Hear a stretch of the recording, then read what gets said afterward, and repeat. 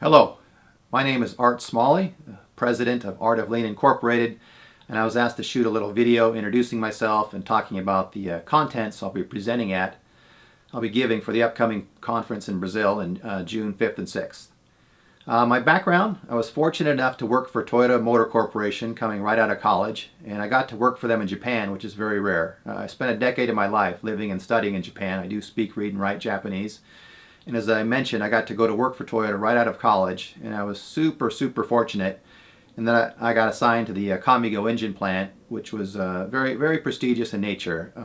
It was where Taiichi Ohno was the founding plant manager and did a lot of his development stuff for TPS Lean Conference. And for a long time, it was a benchmark for facility for them, and still is to this day in many regards. Now at the conference this year, I believe the theme is transforming the world through problem solving, and this is very fortuitous timing because my friend John Shook and I just finished up work on our book for the Lean Enterprise Institute entitled 4 Types of Problems. And at the conference, both John and I will be there. We'll talk about it in regards. My keynote, which I'll be delivering specifically, will deal with this topic and why I think it's important. It's a framework I've been using with clients for quite some time now, and had some time to reflect on, polish up, and work a bit.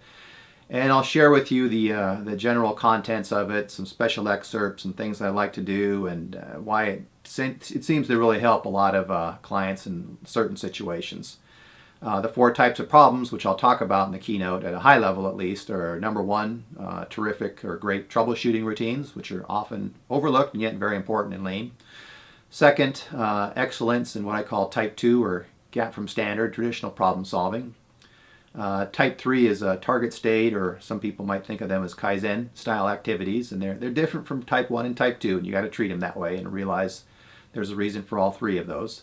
And type 4 ultimately is the most powerful and most important in the long run. And we call that open-ended or innovation. It goes by a variety of different names, but you'll know what I'm talking about when I speak about it. But each one has a different time for it, time and place for it, different cadence, and different way to go about structuring and leading them. So I'll talk about that in the keynote, and John Shook probably have a few words to say about it as well. Additionally, I'll be giving a workshop at the conference, and I'll have more time in the workshop to dive into some details. And what I'd like to do is delve into the specifics of what I call leading and coaching the type 1 problem solving process. And a lot of what I share will overlap and be applicable for type 2 and type 3, but it's super applicable for type 1, which I consider the base of the pyramid and probably the most important part of it in your Lean journey to get right in the beginning and get started with.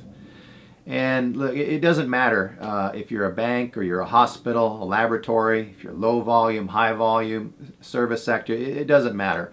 We all have challenges in our respective day-to-day operations, and dozens and hundreds of small problems that we have to deal with.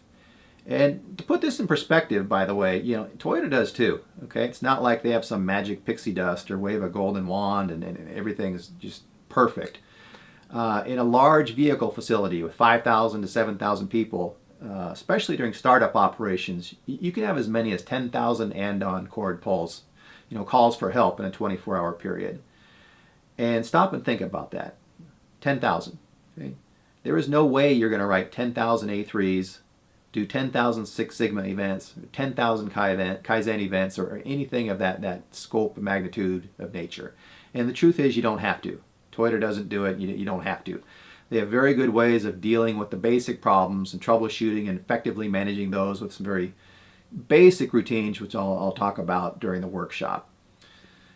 And this is an important part of what I call, winning the day, which starts by first winning the minute, winning the hour, winning the shift, winning the day, winning the week, winning the month, and then building it from there. But you don't win the quarter, you don't win the year unless you win the smaller increments first. I think that gets lost in a lot of Lean transformations. We try and hit heroic home runs with Kaizen events and value stream maps, and you forget about the day-to-day importance of running the operation and developing people in the minute, okay, in the time frame, in the hour that we have to deal with. And we're not going to solve, of course, the big problems, do the big transformation in that period of time, but you got to start with the small things many times. It's a good way to get rolling, get traction, get buy-in, and frankly, it can also, as I'll share at the conference, deliver some really powerful results for organizations.